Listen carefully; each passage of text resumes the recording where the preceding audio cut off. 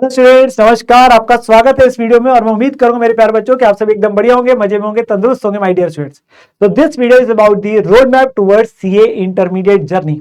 सो काफी सारे बच्चों ने अपने पास सीए फाउंडेशन के एग्जाम दिए थे May 25 में and they are waiting for their results. And बच्चों को हमेशा रहता है सर सीए इंटरमीडिएट के बारे में आप बता दीजिए कि कैसे सीए इंटरमीडिएट के अंदर में हमारी जर्नी रहने वाली है।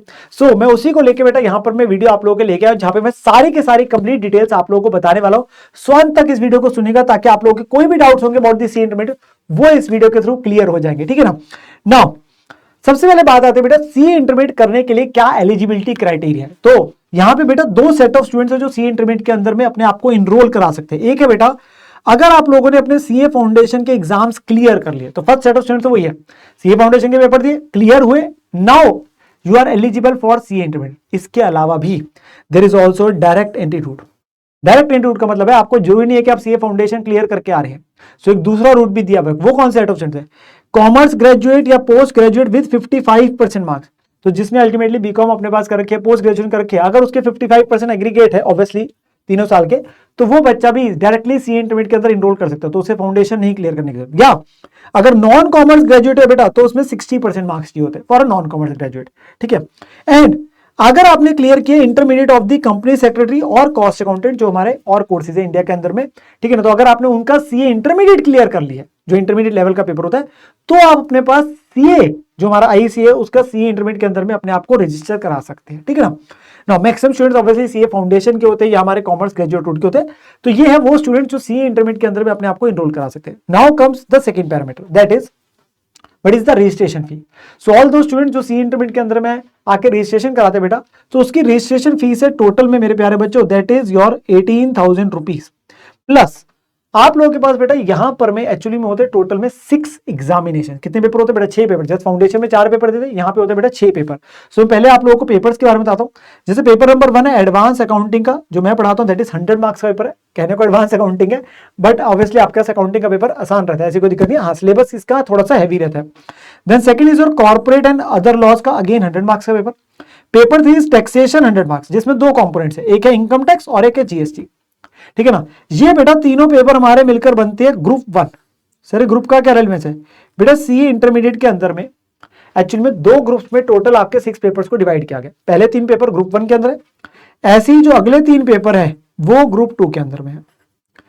ग्रुप का रेलेवेंस ये रहता है कि एज अ स्टूडेंट आप अपने पास जब पेपर देने जाते हैं तो आप एक अटेम्प्ट में एक सिटिंग में दोनों ग्रुप्स के भी अपने पास में पेपर दे सकते हैं, या अगर आप चाहे तो एक बार में सिंगल ग्रुप दे रहे ग्रुप 1 और अगली बार ग्रुप 2 दे रहे, या पहले ग्रुप 2 दे रहे फिर ग्रुप 1 दे रहे।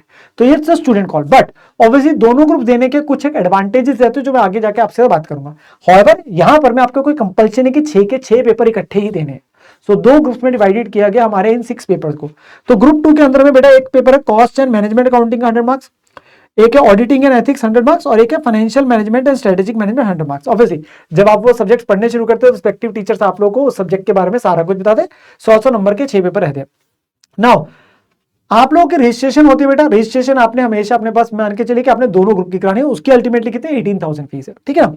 हाउएवर जब आप अपने पास एग्जामिनेशन फॉर्म भरते हैं, जो एग्जामिनेशन से 2-1 महीने पहले पेपर के एग्जामिनेशन फॉर्म आता है, तो वहां पर में क्या होता है एग्जाम फॉर्म जो फीस रहती है वो रहती है बेटा 1500 सिंगल ग्रुप की।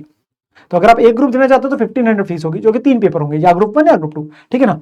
एंड 2700 होती है अगर आप दोनों ग्रुप एक सिटिंग में देना चाहते हैं। सो ये स्टूडेंट की कॉल होती है कि अल्टीमेटली उसने एक ग्रुप की तैयारी करने की दोनों की तैयारी करनी। हम हमेशा बच्चों को एक बार के लिए मोटिवेट इसी चीज को लेकर दोनों ग्रुप की आप तैयारी करिए क्योंकि उसके बहुत सारे बेनिफिट्स रहते हैं। ठीक है ना। So these are 6 papers divided into 2 groups. ठीक है ना। Now coming the next part that is जो हमारे सीए के एग्जामिनेशन है बेटा, अब तो फाउंडेशन लेवल हो गया, इंटरमीडिएट लेवल हो गया, चाहे इवन फाइनल लेवल हो गया। अब हमारे एग्जामिनेशन बेटा साल में कितनी बार होता है? 3 बार होते हैं, जनवरी, मई एंड सितंबर। तो पेपर होने के almost with in 1 month result ICA की तरह आ जाता है, प्लस माइनस फ्यू डेज रहते हैं और उसके बाद एक बच्चों को टाइम मिलता है। तो 3 बार पेपर रहते हैं। ठीक है ना।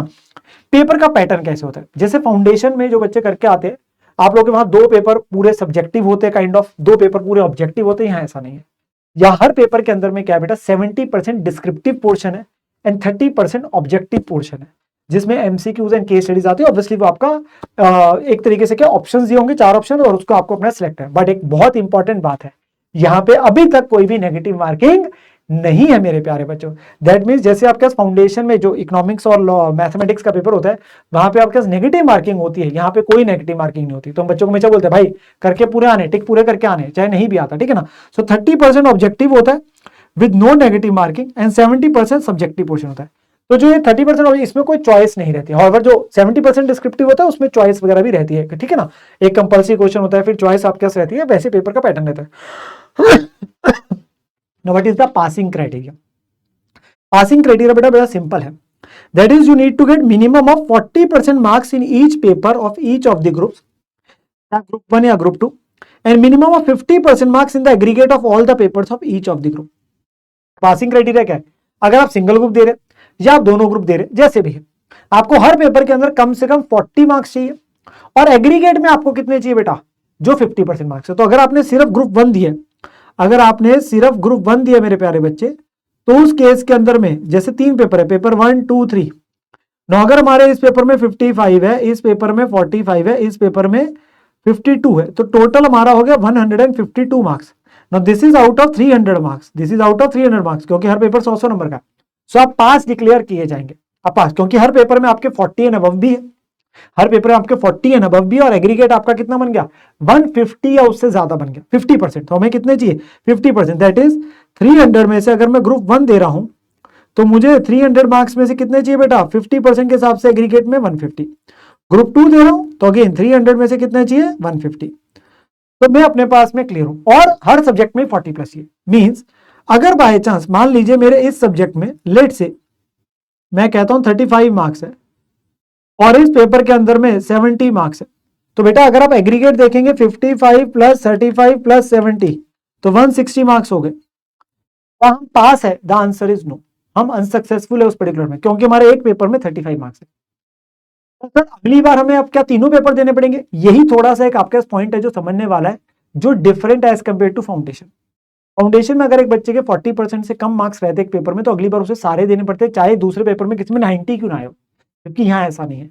यहाँ एक बेटा और क्राइटेरिया होता है, दैट इज अबाउट दी, अगर आपके किसी पेपर में 60 या उससे ज्यादा मार्क्स है पेपर, तो आपको एग्जम्पशन मिल जाती है। मींस जैसे पेपर नंबर 3 में 70 मार्क्स है, जो कि 60 एंड अबव से ज्यादा है, उसका ग्रुप क्लियर नहीं हुआ बच्चे का, बट अगली बार उसे अपने पास में सिर्फ पेपर 1 और 2 ही देना है, उसे पेपर 3 नहीं देना। वो उसका क्या हो जाता है? एग्जम्प्ट हो जाता है, एग्जम्प्ट हो जाता है। हाँ, मेरे उसमें भी 50 मार्क्स आ जाते लेट से पेपर 2 में, तो मैं तो वैसे ही पास था, फिर तो तीनों के तीनों क्लियर हो गए। बट अगर मेरा ग्रुप क्लियर नहीं हो रहा, पर किसी एक पेपर में 60 या उससे ज्यादा है, तो अगली बार के लिए वो पेपर मेरा एग्जम्प्ट हो जाएगा, वो पेपर मुझे देने की आवश्यकता नहीं है। So that is a rule of exemption which is in intermediate and final, not at foundation level. However the passing criteria तो आपका सेम है, 40% हर पेपर में, 50% एग्रीगेट में, ठीक है ना। बट एक एग्जम्पशन आपका सी इंटर और फाइनल में ही रहता है। तो एक बहुत इंपॉर्टेंट पैरामीटर हो जाते हैं कि अगर कोई पेपर मान लीजिए खराब भी जा रहा है, तो हम अपने पास ये इंश्योर करते हैं कि हमारे बाकी पेपर के अंदर में 60 से ऊपर का टारगेट करें, ताकि अगली बार वो तो ना देना पड़े। तो एक बहुत अच्छी बात रहती है, ठीक है ना। देन एक और चीज रहती है बेटा, सेट ऑफ। हमेशा बच्चों को पुश करते हैं कि आप दोनों ग्रुप्स दीजिए, उसके पीछे कुछ कारण है। सबसे पहला बेटा कारण आप लोगों का रहता है कि जो बच्चे रैंक के बारे में सोचते हैं, सर रैंक क्या होता है बेटा? हमारा ICAI इंडिया में बहुत सारे बच्चे, हजारों की मात्रा में, लाखों की मात्रा बच्चे पेपर देते हैं। हमारा institute eight intermediate level and final level देता है रैंक नंबर 1 से लेकर रैंक नंबर 50 तक की लिस्ट। तो जो बच्चे टॉप 50 है, टॉप 50 आपके पास सारे रैंक्स के अंदर में, उनको ऑब्वियसली एक एडिड एडवांटेज मिलता है बाद में आर्टिकलशिप में, जो एक हमारी ट्रेनिंग शुरू होती है जब आप कल को अपने पास CA इंटरमीडिएट क्लियर करते हैं, एंड सेकेंडली कल को जब आप जॉब में जाते हैं। वो इंटर और फाइनल में आते हैं, फाउंडेशन में रैंक्स नहीं होते। तो वो रैंक तभी आता है अगर आपने दोनों ग्रुप्स एक सिंगल सीटिंग में दिए। मतलब आप ग्रुप 1 अलग दे रहे, ग्रुप 2 अलग दे रहे, फिर आपके इकट्ठे करके नहीं देखा जाएगा कि रैंक है कि नहीं है। दोनों ग्रुप्स इकट्ठे सीटिंग में होंगे तो ही रैंक होता है बेटा। तो स्टूडेंट जिनको रैंक चाहिए होता है, उन्हें दोनों ग्रुप्स एक ही सीटिंग में देने पड़ते हैं, ठीक है ना। तो एक सबसे बड़ा एडिड एडवांटेज रहता है दोनों ग्रुप देने का। एक और एडवांटेज रहता है, that is articleship. Sir articleship क्या होता है? That is a practical training बेटा। ये अल्टीमेटली कि आप अपने पास में ऑफलाइन ही एक तरीके से आप घर पे बैठे पढ़ रहे, आप कोचिंग्स ले रहे जैसे मर्जी, आप अपने पास में चाहे ऑफलाइन इंस्टीट्यूट जाके ले रहे, ऑनलाइन ले रहे, पर डिजिटल लर्निंग कोर्स। तो बच्चों को एक प्रैक्टिकल एक्सपोजर भी देना होता है। तो वो आर्टिकलशिप जो होती है बेटा, आपको प्रैक्टिसिंग जो चार्टर्ड अकाउंटेंट होता है उसके अंडर में करनी पड़ती है। नो, आर्टिकलशिप शुरू ही तब होती है जब आपके दोनों ग्रुप क्लियर हो जाए। जब आपके दोनों ग्रुप क्लियर हो जाए, तो ऑब्वियसली अगर आपने दोनों ग्रुप इकट्ठे दिए तो आपके क्लियर हो गए तो आपकी आर्टिकलशिप जल्दी शुरू हो जाएगी। अगर आप एक एक ग्रुप करके दोगे तो आर्टिकलशिप लेट शुरू होगी ना, क्योंकि वो दोनों ग्रुप क्लियर होने के बाद ही आर्टिकलशिप शुरू हो सकती है। तो ये एक एडवांटेज रहता है दोनों ग्रुप देने का, आपका समय बच जाता है, ठीक है ना। और एक तीसरा बहुत इंपॉर्टेंट एडवांटेज जो मैं बच्चों को हमेशा देखता हूं, दैट इज बेटा सेट ऑफ। अरे सेट ऑफ क्या होता है बेटा, मैंने आपको बताया ना कि हमारे को इंडिविजुअली ग्रुप 1 दे रहे हैं तो 300 में से कितने चाहिए होंगे इंडिविजुअली 150, इंडिविजुअली ग्रुप 2 दूंगा तो 300 में से कितने चाहिए होंगे 150। पर बेटा जब मैं दोनों ग्रुप्स इकट्ठे में देता हूं ना, दोनों क्या देता हूं, दोनों ग्रुप्स इकट्ठे में देता हूं, तो बेटा फिर मेरे को चाहिए होते हैं 600 में से 300 मार्क्स। तो वो तो ऑब्वियस ही बात होगी। नहीं, अब यहां पे एक बेनिफिट मिलता है बच्चे को। मान लीजिए आपके पास बेटा ग्रुप 1 के अंदर में बच्चे के सारे सब्जेक्ट्स में 40 एंड अबव है, 40 एंड अबव सब में है, पर उसका टोटल बना है 140, क्योंकि उसके जो नंबर थे वो थे 45, 45 एंड 50।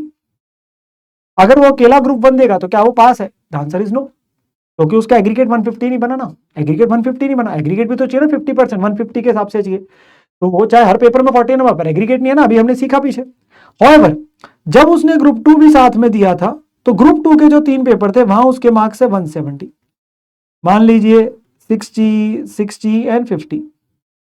इंडिविजुअली ग्रुप 1 देता तो वो सक्सेसफुल नहीं है, क्योंकि 150 से कम है।